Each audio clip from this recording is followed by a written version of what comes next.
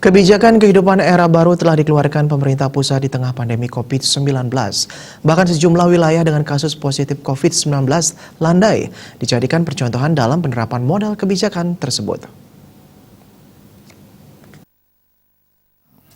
Pengamat ekonomi Gusti Ngurah Sanjaya menilai kebijakan era baru tersebut sebagai langkah yang baik dalam menata kembali perekonomian dan harus diikuti semua wilayah NKRI dengan tetap menerapkan protokol kesehatan COVID-19.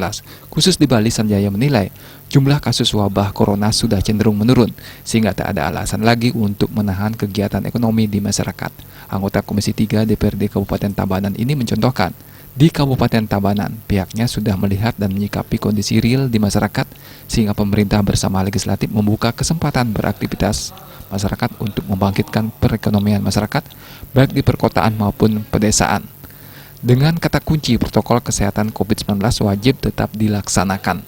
Jadi protokol kesehatan COVID-19 tidak boleh diabaikan mengingat masih adanya virus corona di masyarakat. Selain itu, menurut mantan dekan FE Unwar ini tidak ada yang bisa menjamin kapan pandemi COVID-19 berakhir, sehingga ketika jam buka dan tutup, pedagang di pasar diperpanjang, wajib disambut baik dan disiplin menjalani protokol kesehatan.